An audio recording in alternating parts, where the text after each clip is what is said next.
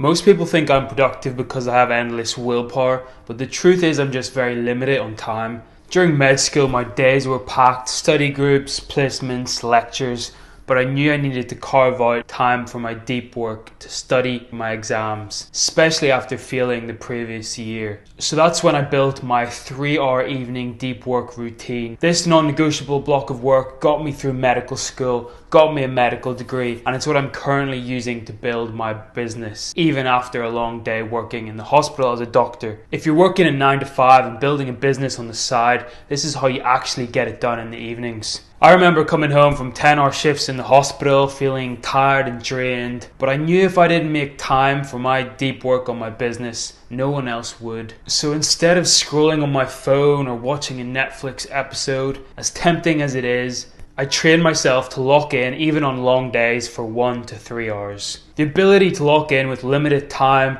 allowed me to do well in exams, get a medical degree, and is helping me build a business now. If you use these principles, it will give you an unfair advantage in building your business. Here's exactly how I structured it even when I was exhausted. First, I had a reset or a transition routine, a quick walk, some water or a shower. This was to signal the day job is over and the deep work starts now. Then I sat down with my laptop and started working on my number one task for my side hustle. The most important thing for me was just showing up. But the next most important thing was trying to focus, trying to get into that deep work. The key for that is no distractions. So I didn't have my phone around me. It didn't have any distractions. It was just me versus my tasks. And every time I'd get distracted with my thoughts, I'd focus back on the task in hand. I used an app blocker and a timer to keep myself accountable. The next principle was making the work as pleasurable as possible, making it as fun as possible. For this, I made sure there was a big reward at the end of the session. So in that way, I was always looking forward to it. And over time, it began to rewire my brain